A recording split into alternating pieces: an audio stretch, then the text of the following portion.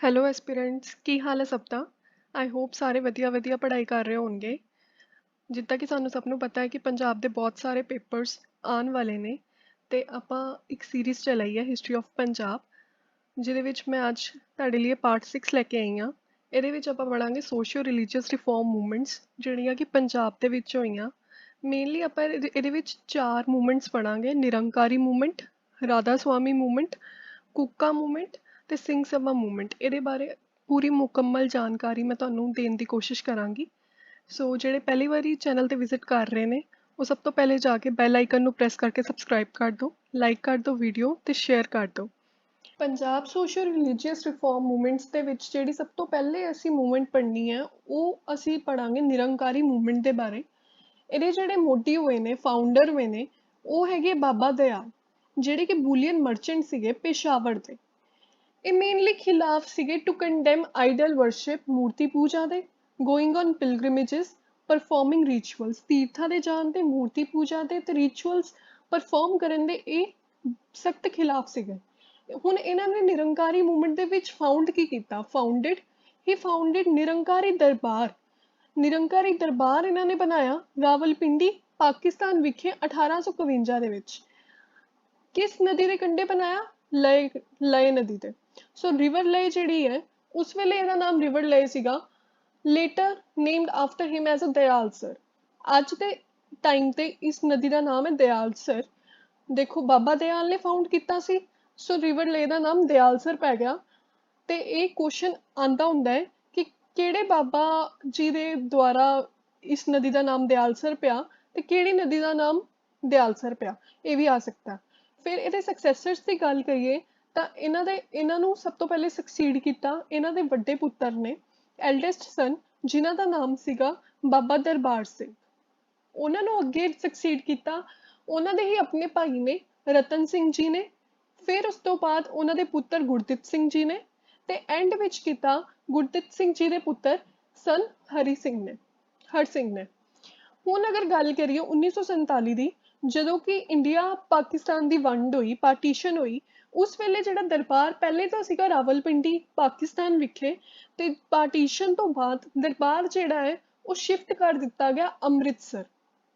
ਤੇ ਹੁਣ ਜਿਹੜਾ ਦਰਬਾਰ ਹੈ ਨਿਰੰਕਾਰੀ ਦਾ, ਉਹ ਚੰਡੀਗੜ੍ਹ ਵਿਖੇ ਹੈ।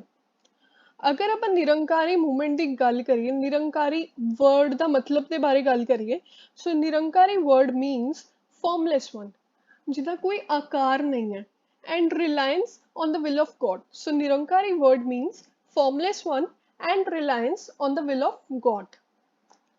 ਉਸ ਤੋਂ ਬਾਅਦ ਜਿਹੜੀ ਦੂਸਰੀ ਮੂਵਮੈਂਟ ਹੈ, ਉਹ ਹੋਈ ਹੈ ਰਾਧਾ ਸੁਆਮੀ ਮੂਵਮੈਂਟ। ਰਾਧਾ ਸੁਆਮੀ ਮੂਵਮੈਂਟ ਦੀ ਗੱਲ ਕਰੀਏ ਤਾਂ ਇਹਦੇ ਮੋਢੀ ਹੋਏ ਨੇ ਸ਼ਿਵ ਦਿਆਲ।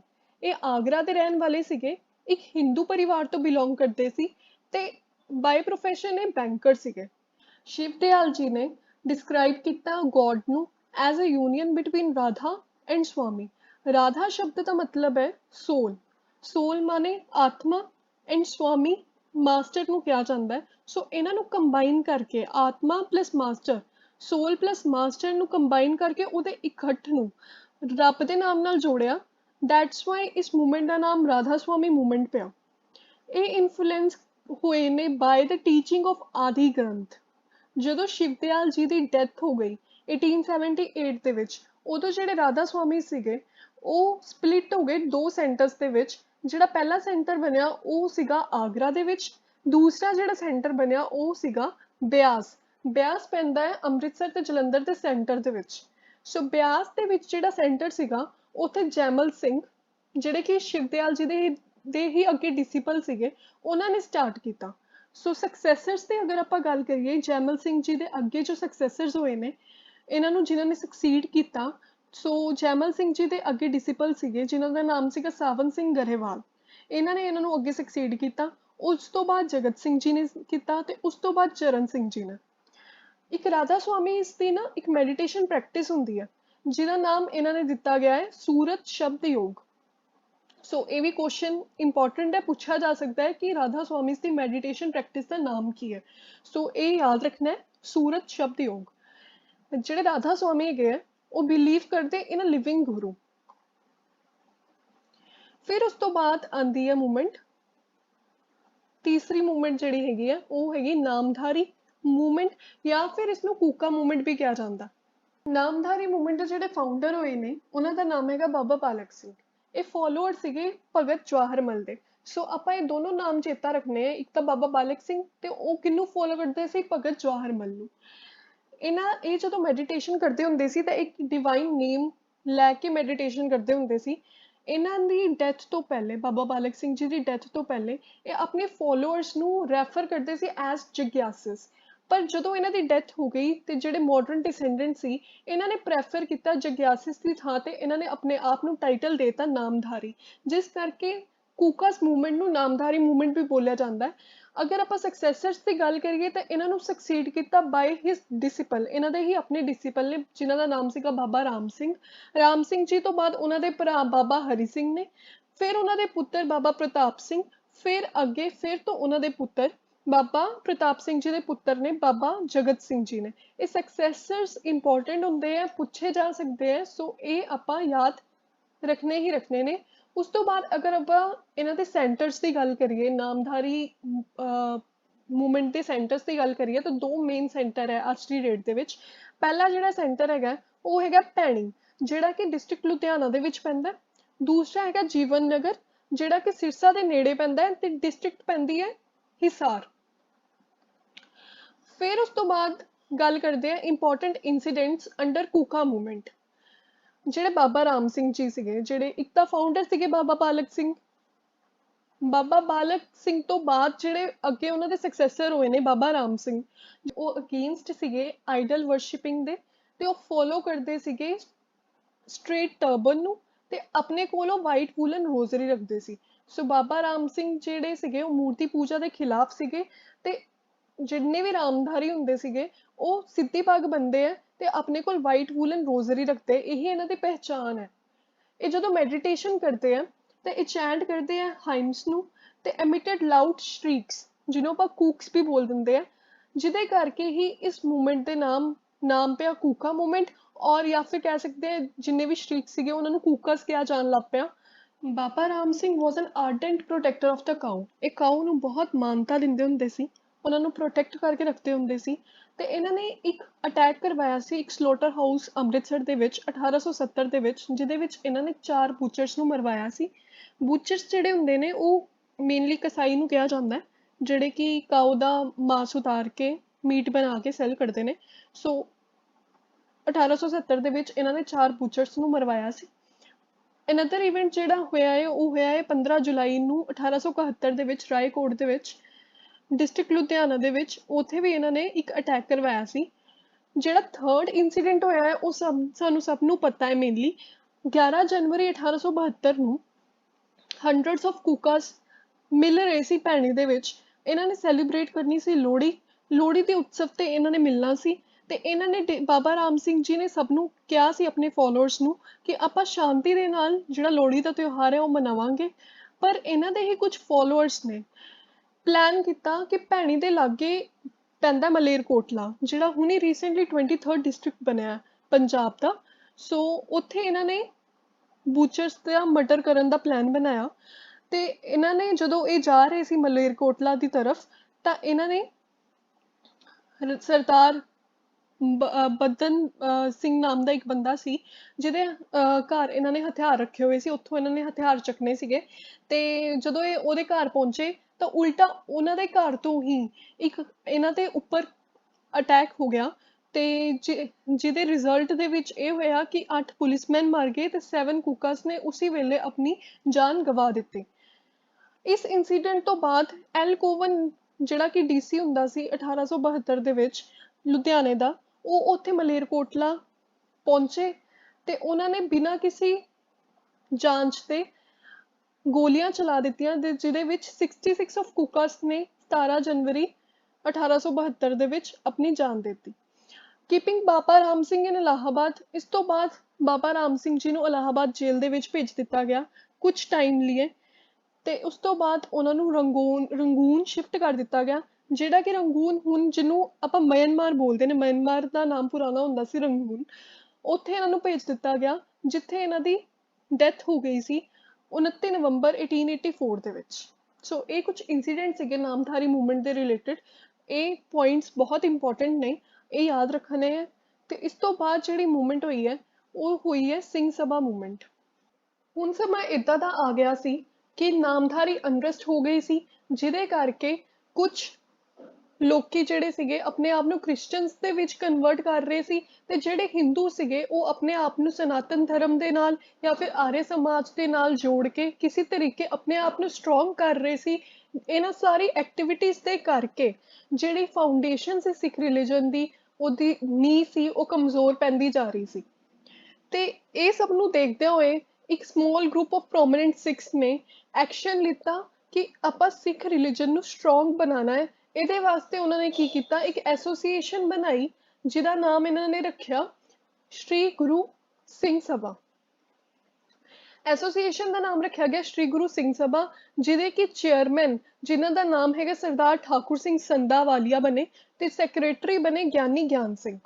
ਤੇ ਇਹਨਾਂ ਦੀ ਫਰਸਟ ਫਾਰਮਲ ਮੀਟਿੰਗ ਜਿਹੜੀ ਹੈ ਉਹ 1 ਅਕਤੂਬਰ 1873 ਨੂੰ ਅੰਮ੍ਰਿਤਸਰ ਵਿਖੇ ਕੀਤੀ ਗਈ। ਨਵੰਬਰ 1879 ਦੀ ਗੱਲ ਕਰੀਏ ਤੇ ਸਿੰਘ ਸਭਾ ਲਾਹੌਰ ਦੇ ਵਿੱਚ ਵੀ ਇੱਕ ਬਣਾਈ ਗਈ, ਜਿਹਦੇ ਵਿੱਚ ਪ੍ਰੋਫੈਸਰ ਗੁਰਮੁਖ ਸਿੰਘ ਜਿਹੜੇ ਸੀਗੇ ਉਹਨਾਂ ਦੇ ਦੁਆਰਾ ਸਟਾਰਟ ਕੀਤੀ ਗਈ। ਤੇ ਇਹਨੂੰ ਸਿੰਘ ਸਭਾ ਅੰਮ੍ਰਿਤਸਰ ਦੇ ਨਾਲ ਐਫੀਲੀਏਟ ਕਰ ਦਿੱਤਾ ਗਿਆ, ਜੋੜ ਦਿੱਤਾ ਗਿਆ।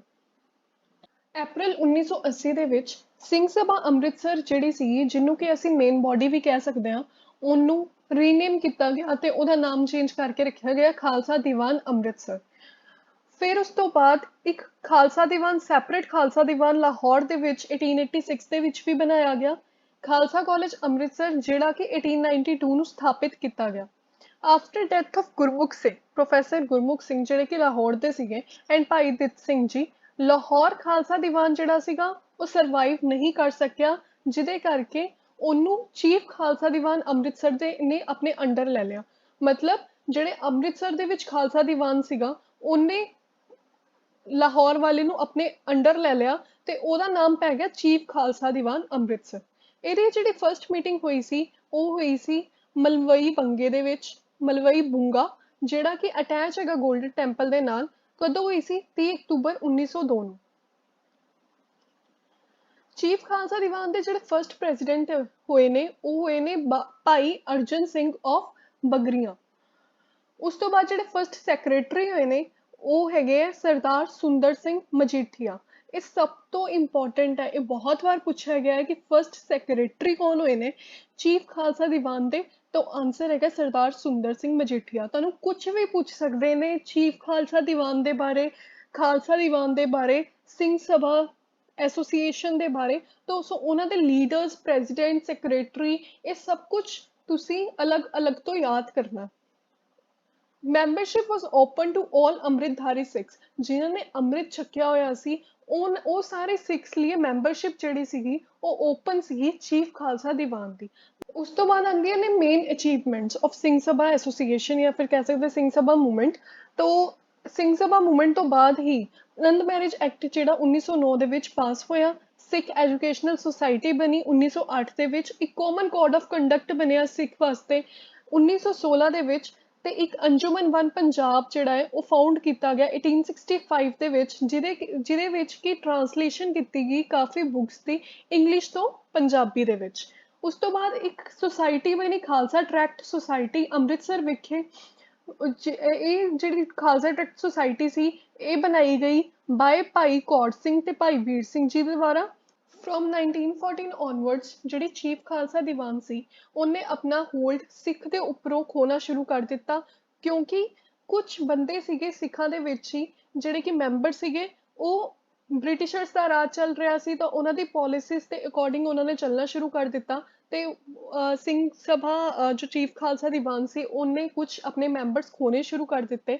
ਇਸ ਤੋਂ ਬਾਅਦ ਜੋ ਇਹ ਫੀਲਿੰਗ ਆਈ ਲੋਕਾਂ ਦੇ ਵਿੱਚ ਕੰਟੈਂਟ ਹੋਣ ਦੀ, ਉਹ ਕਿਹੜੇ ਮੂਵਮੈਂਟਸ ਤੋਂ ਬਾਅਦ ਆਈ, ਤਾਂ ਉਹ ਮੂਵਮੈਂਟਸ ਹੈਗੀਆਂ ਨੇ ਗਦਰ ਮੂਵਮੈਂਟ ਤੋਂ ਬਾਅਦ, ਕਾਮਾਕਟਾ ਮਾਰੂ ਇੰਸੀਡੈਂਟ ਤੋਂ ਬਾਅਦ 1914 ਦੇ ਵਿੱਚ ਜਿਹੜਾ ਹੋਇਆ ਸੀ, ਰਿਕਾਬਗੰਜ ਅਫੇਅਰਸ ਤੋਂ ਬਾਅਦ, ਜਲਿਆਂਵਾਲਾ ਬਾਗ ਜੋ ਮੈਸੈਕਰੇ ਹੋਇਆ ਸੀ, ਇਹ ਸਾਰੀਆਂ ਮੂਵਮੈਂਟਸ ਤੋਂ ਬਾਅਦ ਲੋਕਾਂ ਦੇ ਵਿੱਚ ਡਿਸਕੰਟੈਂਟ ਦੀ ਫੀਲਿੰਗ ਆਈ। ਇਹ ਸਭ ਹੋਣ ਤੋਂ ਬਾਅਦ ਜਿਹੜੇ ਕਿ ਸਿੱਖ ਸੀਗੇ, ਜੋ ਮੇਨ ਮੈਂਬਰ ਸੀਗੇ, ਜੋ ਸੋਚਦੇ ਸੀ ਕਿ ਸਾਨੂੰ ਕੁਝ ਕਰਨਾ ਚਾਹੀਦਾ ਹੈ, ਬ੍ਰਿਟਿਸ਼ਰਸ ਦੇ ਖਿਲਾਫ ਤੇ ਸਿੱਖ ਰਿਲੀਜਨ ਨੂੰ ਸਟਰੋਂਗ ਕਰਨ ਦੇ ਲਈ ਉਹਨਾਂ ਨੇ ਕੀ ਕੀਤਾ, ਉਹਨਾਂ ਨੇ ਸੋਚਿਆ ਕਿ ਸਾਨੂੰ ਰਿਲੀਜੀਅਸ ਮੂਵਮੈਂਟ ਨਹੀਂ, ਕੋਈ ਪੋਲੀਟੀਕਲ ਬੋਡੀ ਬਣਾਉਣੀ ਪਏਗੀ ਜਿਹੜੀ ਕਿ ਟਾਕਰਾ ਕਰ ਸਕੇ ਬ੍ਰਿਟਿਸ਼ਰਸ ਦੇ ਨਾਲ। ਸੋ ਉਹਨਾਂ ਨੇ ਕੀ ਕੀਤਾ, ਆਪਣੀ ਇੱਕ ਪੋਲੀਟੀਕਲ ਬੋਡੀ ਬਣਾ ਲਈ ਜਿਹਦਾ ਨਾਮ ਰੱਖਿਆ ਗਿਆ ਸਿੱਖ ਲੀਗ। ਤੇ ਇਹਦਾ ਫਰਸਟ ਸੈਸ਼ਨ ਹੋਇਆ ਸੀ ਅੰਮ੍ਰਿਤਸਰ ਵਿਖੇ 1919 ਨੂੰ। ਤੇ ਇਸ ਤੋਂ ਬਾਅਦ ਇੱਕ ਸਟਾਰਟ ਕੀਤਾ ਗਿਆ ਪੇਪਰ ਜਿਹਦਾ ਨਾਮ ਸੀ ਅਕਾਲੀ, ਲਾਹੌਰ ਦੇ ਵਿੱਚ ਸਟਾਰਟ ਕੀਤਾ ਗਿਆ। ਸੋ ਇਹ ਕੁਐਸਚਨ ਆਉਂਦਾ ਹੁੰਦਾ ਹੈ ਕਿ ਅਕਾਲੀ ਜਿਹੜਾ ਨਿਊਜ਼ਪੇਪਰ ਸਟਾਰਟ ਕੀਤਾ ਗਿਆ ਉਹ ਕਿਹੜੀ ਲੀਗ ਦੇ ਦੌਰਾਨ ਸ਼ੁਰੂ ਕੀਤਾ ਗਿਆ ਜਾਂ ਕਿਹੜੀ ਪੋਲੀਟੀਕਲ ਬੋਡੀ ਦੇ ਅੰਡਰ ਸ਼ੁਰੂ ਕੀਤਾ ਗਿਆ, ਤਾਂ ਉਹਦਾ ਆਨਸਰ ਹੋਏਗਾ ਸਿੱਖ ਲੀਗ। ਸੋ ਅੱਜ ਦੀ ਵੀਡੀਓ ਜਿਹਦਾ ਕਿ ਟਾਈਟਲ ਸੀਗਾ ਸੋਸ਼ੀਓ ਰਿਲੀਜੀਅਸ ਰਿਫਾਰਮ ਮੂਵਮੈਂਟਸ, ਇਹਦੇ ਵਿੱਚ ਆਪਾਂ ਟੋਟਲ 4 ਮੂਵਮੈਂਟਸ ਦੇ ਬਾਰੇ ਪੜ੍ਹਿਆ। ਪਹਿਲੇ ਨਿਰੰਕਾਰੀ ਮੂਵਮੈਂਟ, ਦੂਸਰੀ ਰਾਧਾ ਸਵਾਮੀ ਮੂਵਮੈਂਟ, ਤੀਸਰੀ ਕੂਕਾ ਲਹਿਰ ਜਿਹਨੂੰ ਕਿ ਨਾਮਧਾਰੀ ਮੂਵਮੈਂਟ ਵੀ ਬੋਲਿਆ ਜਾਂਦਾ ਹੈ, and the last one Singh Sabha movement ਦੇ ਬਾਰੇ। ਇਹਦੇ ਬਾਰੇ ਮੈਂ ਤੁਹਾਨੂੰ ਐਗਜ਼ਾਮ ਰਿਲੇਟਡ ਸਾਰੀ ਇਨਫੋਰਮੇਸ਼ਨ ਕਲੈਕਟ ਕਰਕੇ ਤੁਹਾਨੂੰ ਦੇਣ ਦੀ ਆਪਣੇ ਵੱਲੋਂ ਕੋਸ਼ਿਸ਼ ਕੀਤੀ ਹੈ। ਜੇ ਤੁਹਾਨੂੰ ਮੇਰਾ ਕੰਟੈਂਟ ਪਸੰਦ ਆਇਆ ਤਾਂ ਫਟਾਫਟ ਜਾ ਕੇ ਬੈਲ ਆਈਕਨ ਨੂੰ ਪ੍ਰੈਸ ਕਰਕੇ ਸਬਸਕ੍ਰਾਈਬ ਕਰ ਦਿਓ, ਵੀਡੀਓ ਨੂੰ ਲਾਈਕ ਤੇ ਸ਼ੇਅਰ ਜ਼ਰੂਰ ਕਰਿਓ। ਤੇ ਇਸ ਤੋਂ ਬਾਅਦ ਮੈਂ ਅਗਲੀਆਂ ਮੂਵਮੈਂਟਸ ਦੇ ਬਾਰੇ ਤੁਹਾਨੂੰ ਪਾਰਟ 7 ਦੇ ਵਿੱਚ ਕਰਵਾਉਂਗੀ। ਤਦ ਤੱਕ ਲਈ ਪੜ੍ਹਦੇ ਰਹੋ, ਜੀ ਲਾ ਕੇ ਪੜ੍ਹਨਾ ਸਭ ਨੇ। ਓਕੇ ਜੀ, bye bye, thanks for watching.